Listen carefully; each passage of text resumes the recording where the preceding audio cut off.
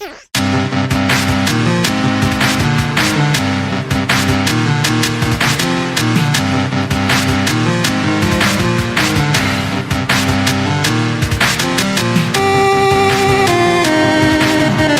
to the PerpCast. I'm your host, Ray, the social media and PR manager for Perp Games. We're back for another episode of a new show to further show our support to the wider games and virtual reality industry. Last week, we chatted to Ian Higdon about EGX, Doctor Who, and much, much more. Make sure to take the time to check that out if you haven't already, especially if you want to find out what we're exhibiting at this year's show. But with this week, we're absolutely delighted to have Chris Smith from PSVR World. How are you going, Chris? I'm doing great, thanks, Ray. How are you doing today? Yeah, pretty good. A bit stressed out after watching the rugby, as I mentioned to you earlier, but Wales are qualified, so I'm happy. Yeah. How about you? I don't watch rugby, actually. I'm not really into sports at all, really. Are you not a fan? Yeah. Fair enough, yeah. Well, thanks so much for joining us today. And as ever, we'll not only be covering what's happening in the world of Perp, answering your questions directly, but we'll also be taking a look at the wider world of VR and exploring how this emerging technology continues to grow. Before we get started, though, it's very important to note that not everything you hear about during today's show means we're in any way affiliated with these titles, companies, or individuals. Much like our role at the VR Game Showcase and in previous PerpCasts, we're exploring the wider possibilities, helping to spread the word, offering a new platform for some of the week's breaking stories, and most importantly, facilitating some discussion. All right, enough of that. Let's get into the good stuff. So this week, we're launching Box VR. Finally, it feels like we've been talking about this one for a few weeks now, but this is the week that it comes out in EU territories on October the 11th. So Box VR is a boxing-inspired virtual reality workout application designed to keep you fit with high-intensity routines choreographed by professional instructors. As mentioned, the physical edition will come out on October the 11th in EU territories, and North American territories will get their hands on it on October the 25th. Is this a game you've had a chance to play, Chris? Have you got into any fitness games on? I reviewed it a while back. Box VR, and I really enjoyed it. I was actually quite surprised. It takes a lot for me to get up off my sofa and actually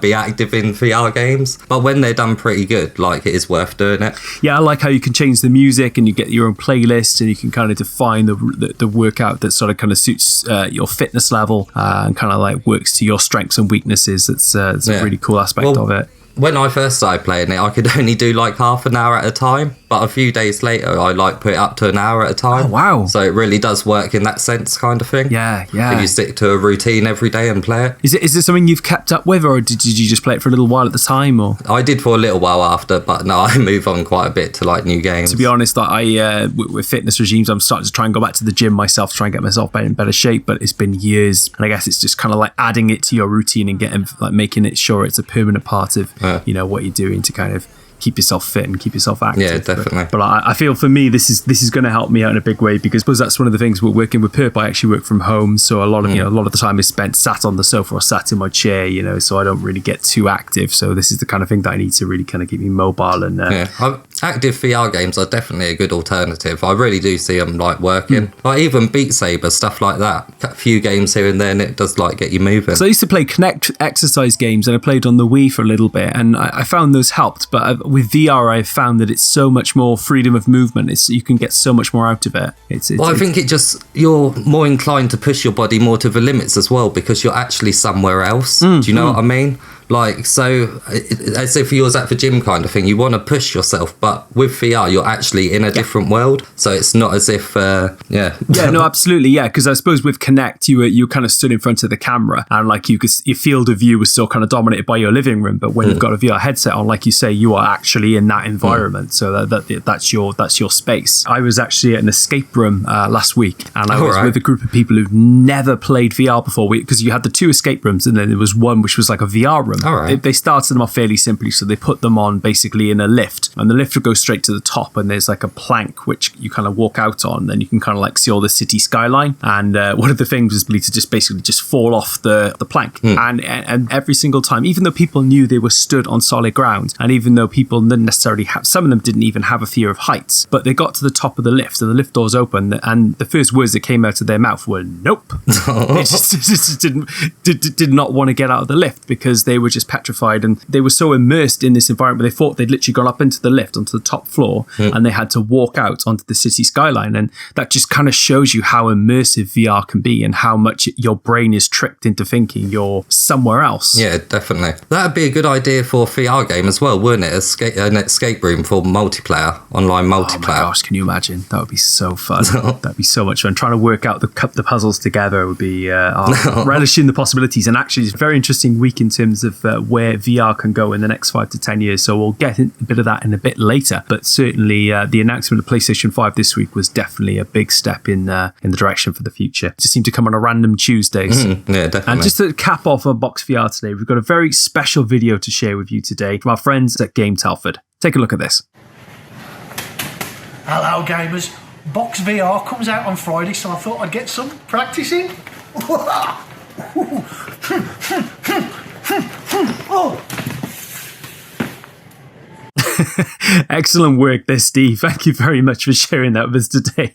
Box VR, as mentioned, is out on October the 11th in EU territories and October the 25th in North American territories. And you can pre-order that today from the Perp Games online store. We have some limited signed editions still available if you want to get those. They're signed by the team at FitXR, or you can get it at your preferred retailer. So check that out when that's out. That's October the 11th, Box VR.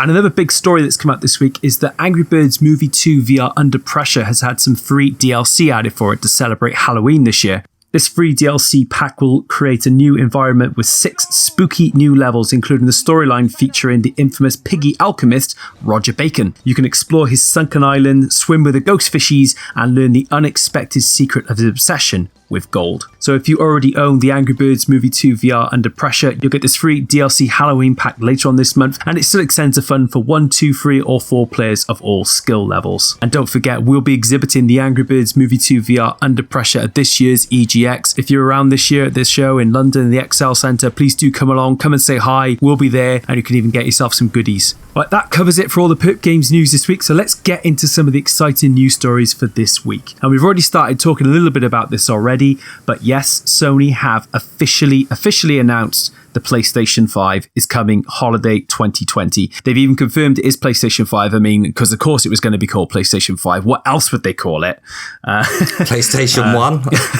Well, yeah, Xbox did, right? So, but the PlayStation 5 has been officially announced. We still haven't got very many details on it yet. It's still a little bit new, and we imagine Sony are going to probably drip feed information in the coming months ahead. But what we do know is PlayStation 5 will support ray tracing, which is not a software level fix. It's going to have an acceleration in the GPU hardware. Physical games, which is going to be quite interesting as far as we're concerned, will now use 100 gigabyte optical discs inserted into an optical drive, doubling as a 4K Blu-ray player. Do you use your PlayStation as a Blu-ray player at all, or anything like that? No, I don't. Not really. I think I've got one Blu-ray disc, a Spider-Man Homecoming. That's a good choice, by the way. It's fantastic. Did you see Far From Home? Yeah, I did. I think didn't you like that one? Oh, I loved it. Yeah, no, I did love it. I thought it was better than Homecoming, to be honest. Same year. Very, very funny, and light relief after Endgame, right? Yeah. We needed that for sure. But yeah, so the big change there, physical media, 100 gigabyte optical discs. And in some cases, that's still not going to be enough to store an entire game. I mean, Red Dead Redemption was, I feel like that was more than 100 gigabytes. And Gran Turismo Sport, that might have been more as well. Well, Red Dead will definitely be over 100 now, won't it? With all the updates they keep adding. Yeah, no. So, I mean, obviously that will cover the majority of games. And I would say that'll probably cover about 95% of games, but there will still be those few. Yeah. And I imagine with PlayStation 5, the sizing of games will increase again as well, which is, graphical quality and sound and everything that's coming along. So. But obviously they've said that as well, then that sort of ties in with game installation is mandatory, and it's a bit different from the game installation on a PlayStation 4, meaning you can treat like a big block of data, so you can actually access just the multiplayer campaign of a game, or you can just take the single player and you can uninstall either or, dependent on that. So you can basically take fragments of a game installation, which is a really interesting and a really cool way of providing the content that people want to play on their PlayStation, because a lot of people, they do just play Call of Duty for the multiplayer, or they play certain games for the single player campaigns. So that's a really cool and interesting feature, and I'd be wanting to see how they evolve that throughout the generation's lifespan. The user interface has been revamped. Were you a fan of the PlayStation 4's interface? I mean, I've never really been a fan of any Sony's interface, to be honest, even for PS3. Yeah. It grows on you over time, and I much prefer it to the Xbox One. Like the Xbox One, I turn it on, it's so confusing everywhere, like there's menus everywhere. So I do like the simplistic style of it, but I don't don't know. Like, I think they could improve it overall. I thought what was really fascinating about Microsoft this gen, I mean, obviously a lot of people say they started off on the wrong foot, but I feel like they redid the user interface about 4 or 5 times for the Xbox. So when it first started, it's a completely different interface to where it is now. The simplicity of PlayStation for me was great, because you could basically go up for the top menus, down for the games, down again, you can kind of see like the sharing status, or if there's any DLC, or if anyone's playing it. Yeah, it's more laid out like how a console should be. Like, the Xbox is always trying to get closer to like PC, isn't it? And you can sort of see that with all the menus, like their streaming things what come up. Sony just like one button press and you're there kind of thing. It's simplicity, isn't it? It's much more simple. Some people do prefer kind of flick across, you go and look and see what's on Mixer, or you go and see what's on Game Pass, you see what's on the store, whereas Sony kind of like kept it to one button for the store, you know, one row for your games and one row for your applications, which is, you know, it works. And I guess they felt they did need to update it, but it'd be very interesting to see what they mean by the revamping of the user interface. Sure. And then the PlayStation 5 controller is apparently going to have adaptive triggers, which offers varying levels of resistance. They kind of worked on that a little bit with PlayStation 4. I mean, one of the selling points I remember from the original DS4 was, for instance, using Gran Turismo, if you kind of feathered the R2 button, it kind of like you had a slower pace, and then as you pull it right down, obviously your car will go maximum speed. But this seems like it's taking that to the next level again. They're saying it makes you feel like shooting a bow feels authentic, and the tension increases as you pull the arrow back, or making shooting a machine gun feel different from shooting a shotgun. They have the haptic feedback as well, which is far more capable than the rumble motors of current controllers, with the highly programmable voice coil actuators of the right and left grips of the controller. Because I guess rumble's been a big part of games since the N64, but I mean, for me, I've been turning it off because I find it too loud sometimes, and B, I just don't necessarily like the feel on my arms and my wrists. I don't know about how you play, but I just have it on default. There's only been a couple of games where I've found it to be an issue, like getting in the way of my actual gaming experience. I can't remember what game it was now, but it was really, really bad. I don't think I didn't even know the PS4 could actually rumble that much, like the DualShock, to be honest. It must have been the highest setting. But it can really, really shake if it's on maximum. I find actually that the one that I really get at the moment is the Switch. That is so loud if you leave the vibrators on, because it's like I'm watching TV sometimes, and like some games, if it's a particularly action heavy game, like it's on bzz, bzz, bzz, bzz, and like my partner's like, "Can you turn that off?" So I was like, okay. It just feels a bit odd when you've got it in handheld mode as well, because some games don't seem to turn the rumble feature down that much. And you're trying to hold it and it's just rumbling in your hand, afraid to, like, you're going to drop it. Yeah, no, that's exactly it. And so it'd be interesting to see how they are progressing with vibration. At first, when it came out, it was just the rumble pack was added to your N64 controller, which was just like, people thought, this is a gimmick, why would you have this? But it's become such an integral part of a controller. We've gone from generation to generation, and again, they seem to be making that a focus and a selling point for PlayStation 5. So it'll be interesting to see why, where this goes next. And the PlayStation 5 controllers also use USB Type-C connectors, which is going to be great for a lot of people. It is the sort of the most popular type of connector. It's used on your phones. Switch has used it, so you can use all sorts of chargers, and cables are going to be usable for that. So simple announcement, but a great one. And a number of studios have already confirmed they've got PlayStation 5 development kits. And the big one is that the Blue Point Games, who worked on the Shadow of the Colossus remake, have announced that they're working on a big title right now, and they haven't said any more than that. Have you got any speculation? What do you think that might be? Oh, no idea. It'd be nice to see a second one in the series. I wonder if they could do Ico maybe, or Eco maybe. Yeah, well, both the games were in the same world, wasn't they? So maybe another spin-off somehow? Yeah, so it was Eco, then it was Shadow of the Colossus, and then we had The Last Guardian, which came out a couple of years back now. It'd be interesting to see whether or not they're intending to remake another game, or if not they're actually working on an established Sony property. Or The Last Guardian in VR, because they done a demo of that, didn't they? They did, yeah. I did actually get around to trying that. Did you ever play it? Yeah, it's pretty short, but it's still quite cool just being there with like the massive creatures towering over you kind of thing. But yeah, interestingly as well, Eurogamer picked up a story as a Sony patent might be pointing at the next gen PlayStation VR. Now this is quite exciting and quite interesting, because one of the big things that Sony didn't talk about this week was their PlayStation VR support. They reiterated that PlayStation VR, the headset that we have right now, is backwards compatible with PlayStation 5, so you can use that on day one. But we're expecting them to do a PlayStation VR Type 2, if I think that's fair to say. say. And there's a patent that's come out this week, which is quite interesting. It seems to have 2 front and 1 rear camera, and a further camera included on a PlayStation Move style controller. So do you think this potentially means, we don't need the PlayStation camera anymore? I'm not sure. The back camera is very interesting. Like, they obviously don't want you to have many cameras around your room if it's going to be a back-facing camera on the headset itself. And for console VR, I don't think you really should have to put loads of cameras around your room. I think it should be like simple, like consoles are, rather than like a PC with all the setting up. Just easy to pop on and like play, really. Because I think sometimes a lot of people who find with PlayStation VR is the setting up, and people don't like the amount of wires, the amount of plugs you have to put in, or the camera you have to put in. Then you have to make sure your Move controllers are charged. There's a good 15 minutes of setup. If you say like you don't use your VR every day, there's a good 15 minutes of setup there to put it together. And I feel like for some people that can be a barrier, because they feel like, oh, can I be bothered to set this up? And there's been talk about it maybe making it wireless, a bit like the Oculus Quest. Do you think that's achievable for a console?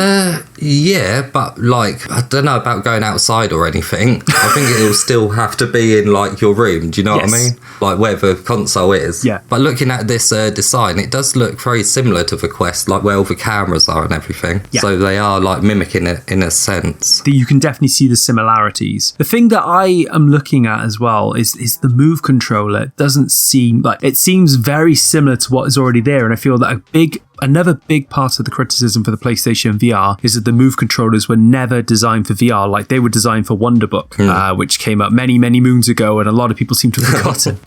But people had these Move controllers just sat at home doing nothing, and then all of a sudden PlayStation said, well, hey, these work with VR headsets, and so obviously that kind of changed the game a little bit. But they weren't designed from the ground up for VR, and so these seem kind of similar again in style and design. And do you think that's potentially a mistake, or do you feel like these are different in some way? Well, they've got to have analog sticks on, surely, for next lot. Yeah, they do look very similar. It's not, in the picture I'm looking at right now, it's not a whole lot like different. Obviously these are patents, so like we can't say that this is exactly what they're going to look like. They're probably just designs, and they're probably basing them to kind of help people to see or what it could look like.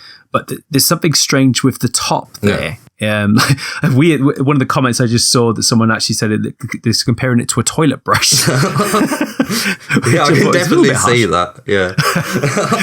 Do you reckon that's going to be some sort of sensor? No, that wouldn't make sense. I was going to say a sensor for your finger, but then it's still got the stick bit, what you hold on to, so you wouldn't be able to really reach your fingers up there. Sure, and they're saying like data has been sent and received by Bluetooth, so that would kind of go to your point of saying you wouldn't be able to take the PlayStation VR headset outside, so it would still need to be within range of the PS5. But yeah, it's an odd motion controller. Again, this is a patent, so this is probably not the final design by any stretch of the imagination, but that's an interesting design choice because it doesn't naturally seem to have an analog stick anywhere obvious there. No.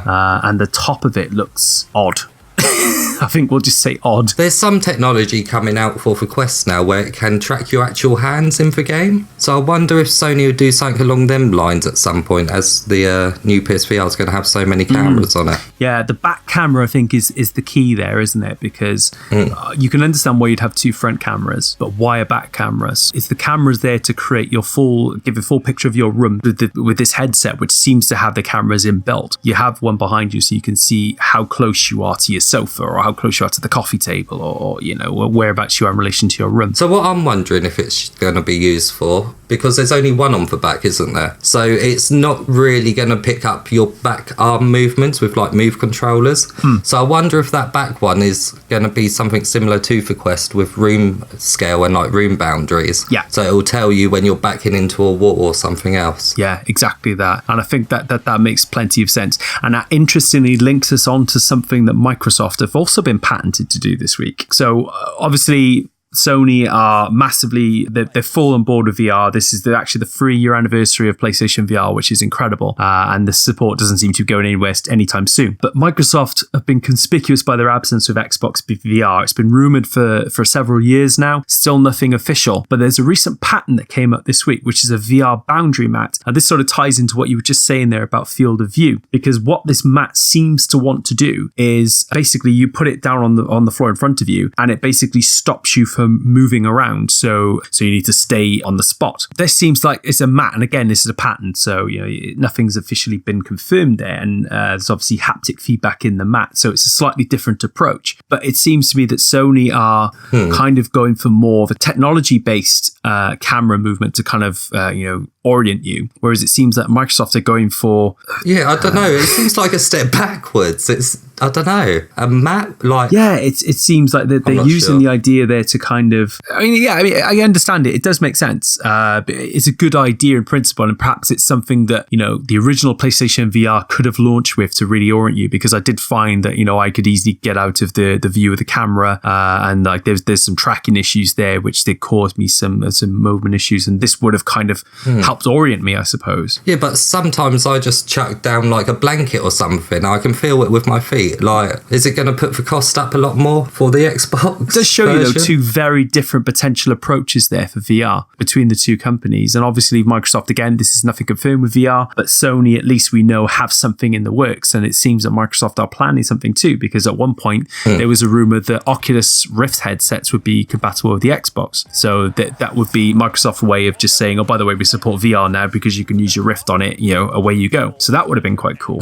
But it seems like if this slightly suggests that they have their own headset in mind, or at least to get into VR. A very interesting week for the future of VR, for sure. It's given us a lot of questions, maybe more questions than answers, do you think? Yeah, definitely. Well, a lot of it's rumours and speculation at this point still, isn't it? They're giving us little snippets, but still room to speculate. Because you have a big point as well. PlayStation VR headset is compatible, backwards compatible PS5, but will new PS5 VR games still actually work with the old headset? Does it actually need the requirements of the new headset to play these games? It's an interesting sort of balancing act. I mean, how Sony approach that and what they do in terms of supporting the future of VR, and will your headset be usable right to the end of the PlayStation 5 generation? But what a week.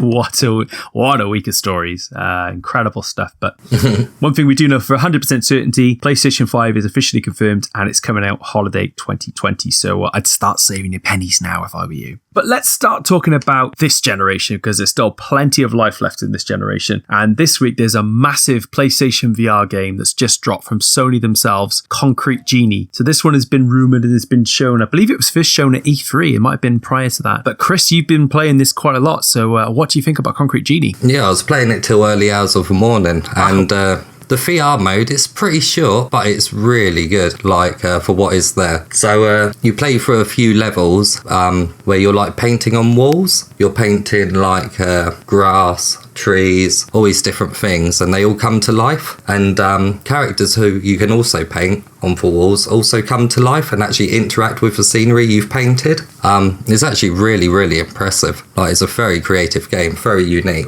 What's the sort of the main aim of Concrete Genie? So you're basically trying to make the world a brighter place. It's all like a dull looking world, but with your painting skills, you can paint on walls and they're all vibrant colours what pop out of it.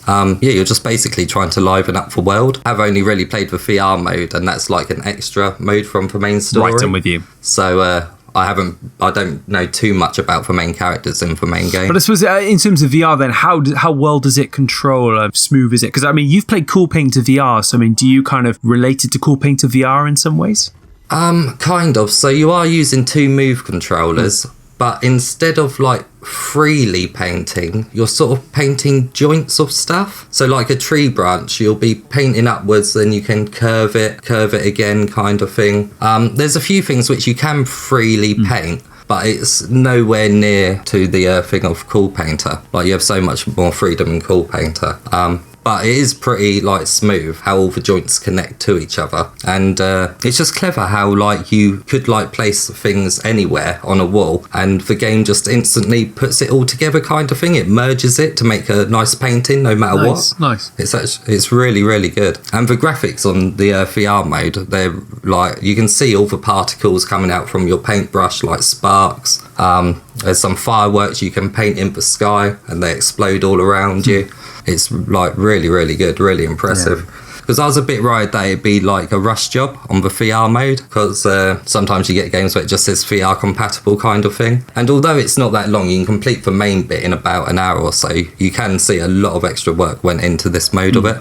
this section of the So I game. suppose that's an interesting point as well when you talk about VR compatible games. I mean, do you see Sony doubling up, so to speak? So do you see them kind of not necessarily making exclusive VR experiences like a Blood and Truth and doing more games which kind of support a bit of both in the long term? Yeah, I'm not sure. I suppose like we've seen a lot of VR compatible games. Sony have done that a lot more perhaps than people might have expected. Obviously, with Sony's other titles like Bravo and everything, we sort of knew about that there's coming up, and now we don't. Does that mean that we're working on for PSVR 2 already? Do you know what I mean? Because they was pushing it quite a bit, like all the new VR games they was actually working on. Because obviously with Blood and Truth was such a big success for Sony, and they've marketed that as it was an exclusive VR experience, whereas it seems like with Concrete Genie you don't necessarily need the VR headset, and same with Dreams as well, you could just play it without it. But then is that also a link in to sort of get people who don't have one to think, oh, I'd really like to see what that's like in VR, to try that out? If you didn't own one and you played Concrete Genie, would you say it was worth getting a VR headset for? Not just for that mode. It does feel like a sort of like experience sort of title, but very, very well made. It's definitely one of them ones where you'd like stick your friends and family on, but I don't see myself going back to it over and over again. It's like a showcase of really cool effects and like movements you can do in VR. They just do them like all really well. But you enjoyed it. You've enjoyed your time with it so far. Yeah,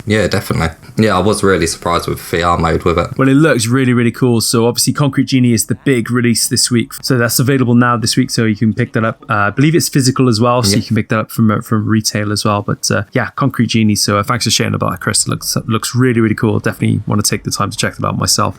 So yeah, I guess now we've got you guesting on the show, it'd be great to sort of chat to a bit about you, what kind of things you get up to in your spare time, and what inspired you to make the channel, like the work that goes into doing that channel, and kind of what sort of drives you to keep working on VR. So I mean, what's your background, and what kind of got you into making PSVR World? Well, before PSVR World, I was always going to make some sort of like gaming channel mixed with animations. I was actually working on this idea called Retro 13 for about a month, and it was, you can definitely see the skeleton of PSVR World in the ideas I had for it. It was like a talking robot with a parrot as his sidekick, another robot parrot. So when the PSVR first came out, I just scrapped all that and started working on PSVR World, which took like another month to set up the animations, get the ideas, logos and all that ready. But yeah, I definitely wanted to do something with VR. So how long did it take you to build an animation? Like, what took me through the process of creating those animations? Well, it depends what I'm working on. When I first started, I had to like make all the animations from scratch.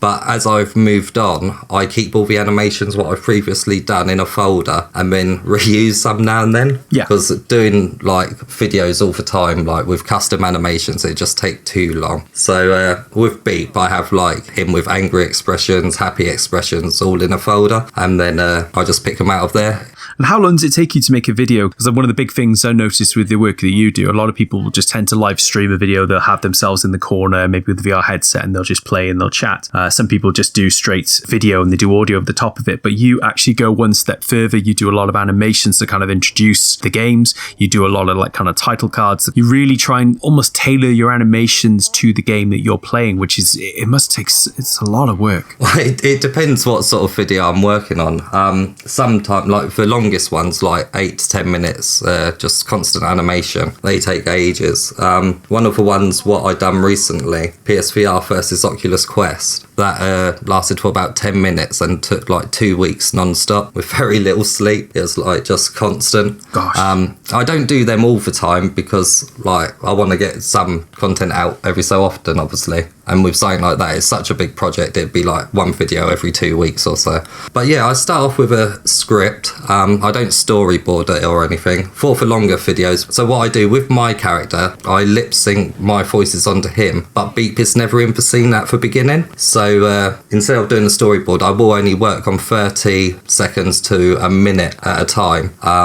and then add beep into that before working onto the next part of the video. So it's just easier without a storyboard kind of thing. But yeah, the shorter videos, if they last about 2 or 3 minutes, I can get them out in a day, if they're mixed with a bit of gameplay as well. When you decide to do a video, I mean, what does the game really need to have kind of captured you to make you feel like I really want to do something special with this? Or I mean, do you kind of just do it based on if people are interested in a certain game? Or yeah, if I'm really interested in a game, like ideas just come to me more naturally, so it's a lot easier kind of thing. If I'm interested in a game, I could just be playing a game like when I'm reviewing it and an idea will pop into my head, just write down a few notes. I've got loads of videos which never did actually make it because we just don't know with PSVR releases sometimes they catch us off guard, so it's very hard to stick to a schedule with my videos, what I will release and when, especially with the animating side as well. I've got like 2 or 3 videos which are like halfway done at the moment, and it's just like finding the time. For you, I mean, obviously you really enjoy animating and you like making it part of your experience. Like you animate yourself as a host, and obviously you have you've created your own PSVR world universe essentially. So I mean, like you and Beep, you've got an ongoing storyline which you've talked about, and you kind of make it part of each video. So do you kind of storyboard an overall storyline in the background? I mean, have you got an idea of where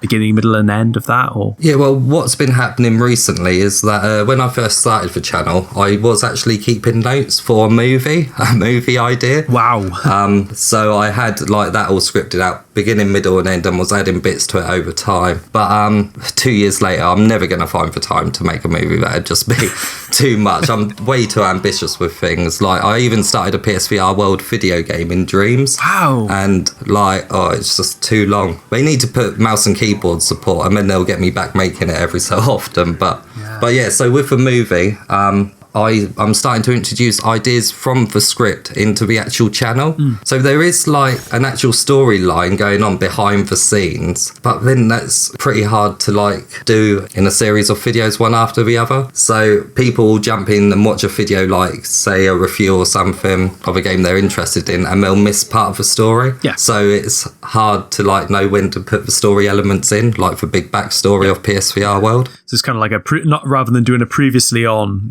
It's kind of like difficult to kind of merge that all. Yes, I did have to do that a couple of times because one video, when the story carried on, it was like 6 months in between.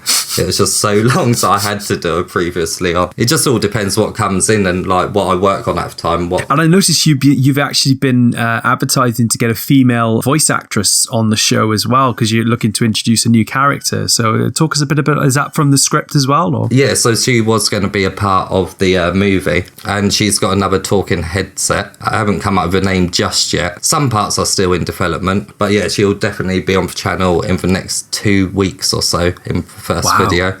So you've got someone in now to voice act? Yeah, Mercedes Lewis, found her on a Facebook voice acting group. She's got fantastic. A Facebook page called Mercedes Lewis. Yeah, she's she's actually going to outshine me in some of the scenes. I've got to up my game. I never looked into voice acting. I was terrible when I first started PSVR World. Got a bit better, but yeah, she is definitely going to outshine me. But that's the beauty of it, I suppose, that when you do videos and you kind of do all the work that goes into them, the more you do, the better you get. And I suppose for you, like you're saying there, you found that you found your rhythm with the channel now, and you found what works for you and what doesn't. How long have you been running this since the beginning of PlayStation VR? Yeah, I think I started the channel maybe 2-3 months after its release. I'm not 100% sure about that, actually. I don't know.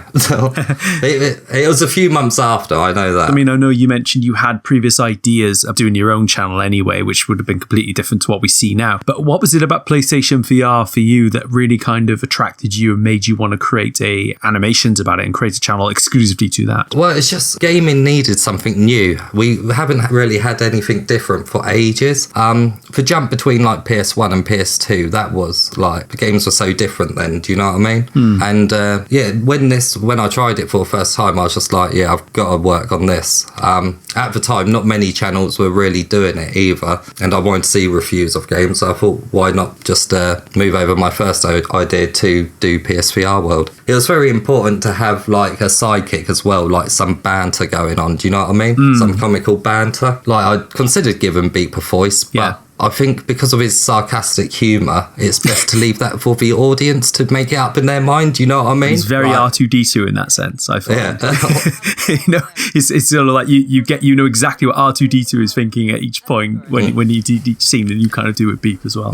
The issue with having Beep, like, not as a talking character, though, it's hard to get the pacing right for humour. Like, his lines will come up and I'm sitting there thinking, will people have read this line yet? Like, comedy is all about timing, isn't it? It's very hard if you've got subtitles coming up. It works in some occasions where, like, you can think, like, I'm going to make the audience read Beep's thoughts because there's a reason for doing that. But in most cases, 99% of the cases, it's not relevant because it's not needed. But say if it's a game about mind reading, it works perfectly well. But I suppose, like, for you, like, obviously you've spent a lot of time on the channel now, and obviously you've talked about how ambitious you are, and you've talked about you've worked on a game, you worked on even a script for a film. I mean, in the next sort of few years, what would you like to do at PlayStation VR world? How would you take your animations and your creativity further? What would be your dream and ideal goal? Oh, I don't know. That's tough. I haven't really, like, looked into the future that much because, like, so much stuff comes into work on all the time. It's hard to, like, pre-plan, like, something major, like I was saying with the game and the movie. That's what I plan, like, another project, but it never really turns out like that. Like, I don't know. I just, like, take it as it comes. Exactly. The only reason I asked is because you mentioned, like, you had the ideas for a movie, so I wondered whether or not maybe at some point you'd like to, if you had the time, budget, luxury to do that, is that something you would spend your time doing? Oh yeah, I'd love doing that.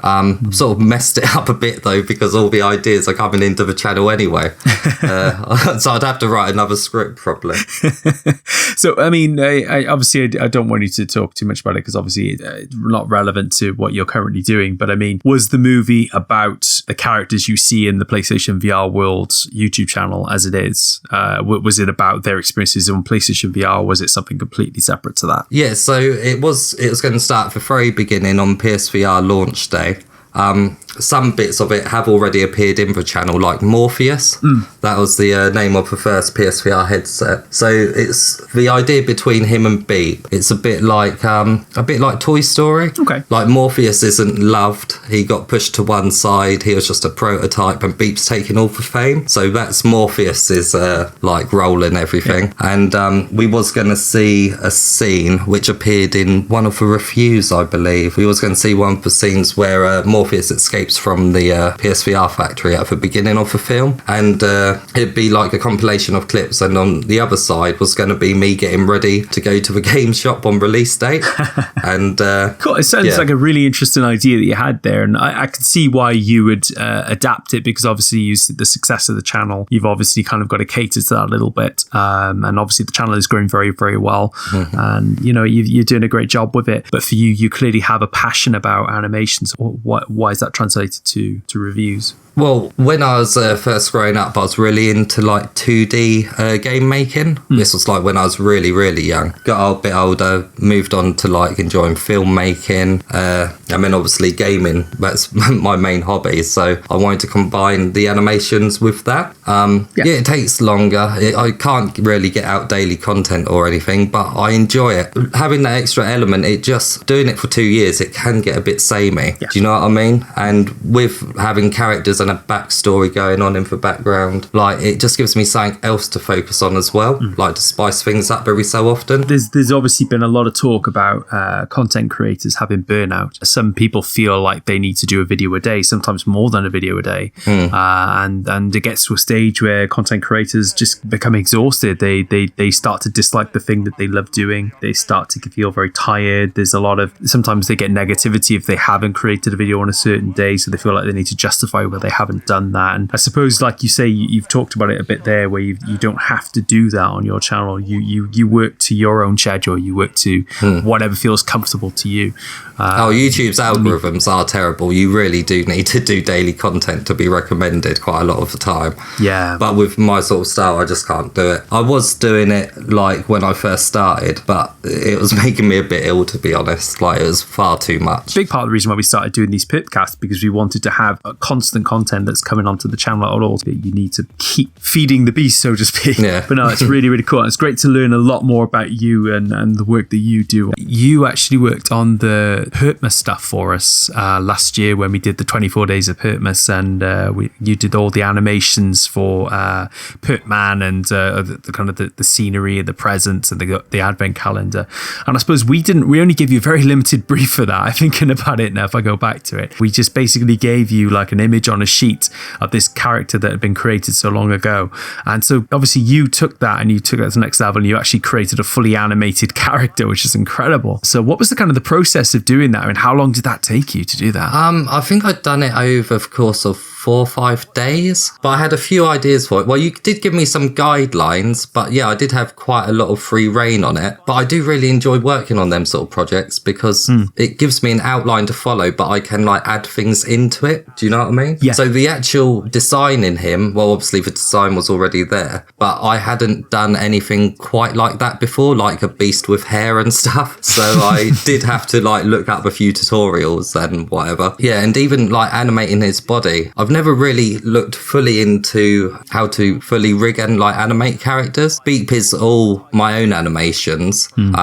So it's Morpheus, but my animations are done like for my character, my animations are done inside another program, like they're pre-done. So I've never worked on anything like that before. Yeah. It was a bit of a challenge, like thinking, oh, how does this like Perp monster actually move? Do you know what I mean? How do he move on these two hands? So I looked at a couple of things. I think Mike, is it Mike from Monsters Inc? Oh yeah. I sort of like looked at his sort of movements and like got a sort of idea from that. That's a good basis actually to work there, because the character, it's a combination of Mike and Sully from Monsters Inc. Because you've got the one-eyed creature, but it's the blue fur of Sully. So yeah, it's like a amalgam. I never really thought of it that way before. But yeah, I mean the work that you did as well. I mean obviously the advent calendar as well, and like the transitions and the music. It was so well done, you know, and it was such a quick turnaround. Like, but I mean for you, I mean because I've seen you pop up in the Without Parole Awards show. You've done other bits and pieces as well. I mean, do you see a future in maybe like doing animations for other people as well as your own animations? Is that something you would see in your own future? I don't mind, whatever. Like I love working on like animation stuff, and if it's something to do with like VR, even better kind of thing, pushing that sort of industry forward. Yeah, it sounds like you have a lot of fun doing it, definitely, and it really sort of shows. Yeah, I've done another collab recently which will be releasing on the 31st of October, and that's for like some of the top PSVR games. Loads of PSVR YouTubers coming together to do it, so that's a bit of fun. That sounds really, really cool. So you have to let me know when that comes out, because I'd love to see that. So yeah, definitely. Well, that's enough of me grilling you. So you're probably happy to hear with that. But we do have a couple of fan questions as well, if you're happy to answer those. Yeah, that's fine. So we've got one from Rigo who says, are you going to get a PS5 day one? I feel like I might know the answer to that. And what game would you want on PSVR 2? No, I'm not going to get a PS5. Oh, you're not? Okay. Yeah, of course. The PlayStation. You tricked me there. Did you believe me? Surely you did believe me. I did for a second. No, Sony consoles are the only ones which I will definitely get on day one, really. I do have all the other consoles, but I don't feel the urge to rush out and get them, kind of thing. Even though the PS4 launch titles wasn't really the best, I don't find. They normally have like a couple of good exclusives just down the road. So yeah, I'll definitely get for PS5 day one. Is there a particular Sony franchise you'd want to see on a PS4? All of them. Every single one. Yeah. No, well, yeah, Uncharted, God of War. Yeah, I enjoy all of them, to be honest. Definitely want to see Spider-Man 2. That was really, really enjoyable. VR, like we talked a bit about, VR experiences compatible with a game. But one thing I've really noticed has worked very well with some games. If you've played Theseus in VR, if you've played Moss in VR, you can play platformers, you can play games of that style, but you can still be in VR and you can still see scene-to-scene transitions in that sense, but also create an open world environment. And also, like same with Skyrim, it works very well in VR. And I feel like there are so many franchises that Sony have in-house that would really lend themselves to that, like Ratchet and Clank, right? That would be incredible in VR. Yeah. For me, that would be a game I would love to see in VR, is a Ratchet and Clank game, because I used to love those. Everything everything could work in some way. It's just a case of figuring out. Astrobot reminded me a little bit of Ratchet and Clank now and then. Like some of the abilities, what you get, like to shoot for line and stuff. You could imagine that as a Ratchet and Clank weapon, couldn't you, kind of thing, somehow? Yeah, definitely, yeah. Sony have created new IP as well for VR, and Blood and Truth and Astrobot are two massive IPs that they've maybe taken some of the things that you're familiar with other franchises and used them, but not necessarily used those franchises yet. So it'd be interesting to see how they progress with VR too. But no particular game for you. You just feel like anything and everything Sony could put on, right? Well, I really want to see Rush of Blood 2. Okay. That was like one of the first experiences, but I don't feel like that had really, a roller coaster game on the PSVR 2 isn't really pushing its limits, is it? I really want to see AI explored more in the PSVR 2. I don't think enemy AI is really evolving that quickly. Okay. Some interactions we're getting better interactions, like with physics-based objects and stuff, but I just think we really need to see more like AI enemies actually interacting with the player. A bit like the end boss in Astrobot does. Okay. That was like a wow moment. Yeah. I think anyone who's played that will know exactly what you're talking about. Yeah. And Sony, like as you mentioned, they've created IP that exclusively to VR, which is huge. They can expand on some of those. I think a lot of people would be very happy to see a Blood and Truth 2. I'm pretty sure there'd be a lot of anticipation for an Astrobot 2. I think Rush of Blood is not a bad shout, because even though it's, like you say, it's a static roller coaster experience, it's still one of the best experiences to kind of get you to feel the tension of VR. I think you can do more. I think that more could be done with that. I think they could really explore that further. So that's not a bad shout at all. But yeah, that's a really cool answer. So thanks for asking that question and thanks for answering. And the last question is from that guy is Will, who seems to ask us a question every week. So thank you for doing that, Will. That's really appreciated. Well, we've kind of talked a bit about this already, but what inspires you to go the extra mile and create animations and characters for your videos instead of just doing a normal video review? And I know you've kind of answered this a bit already, but I just like to keep my mind like active. Do you know what I mean? After doing it for so long, it does get a bit like repetitive. It really does, like so many reviews and whatever. But having like a backstory in the background, it does get my mind thinking and just adds a bit more. Yeah, absolutely. Yeah, it really does. People could very easily get burned out doing content and creating similar things. So I totally get why you do it, and the things you do are incredible. So yeah, that's amazing. That's going to do it for today's show. Thank you so much for tuning in. We hope you enjoyed this latest edition of the PerpCast. A massive thank you to our special guest Chris Smith for joining us here today. So tell everyone where they can find you, Chris, and what you're up to next. So you can find me on YouTube, Facebook and Twitter by searching for PSVR World, and I also have a website which is psvrnews.com. That's awesome. Yeah, so if you want any questions asked during a future show, please reply in the comment section below or send us a message on your preferred social platform and we'll do our best to answer them. What would you like to see in future PerpCasts? Sound out below in the comment sections. We're looking to make this a show as informative and interesting to you as possible. We're actually at EGX next week, so next week's episode might be a little bit delayed, so we're not quite sure when that's going to land, but stay tuned. Social media will let you know as soon as we know. You can find us on Perp Games on Facebook, tweet us at Perp Games, subscribe on YouTube using the link in the description below, and you can also find us on Discord, Instagram, LinkedIn, and get all the latest news on our products on perpgames.com. Thanks for listening, and we'll see you next time.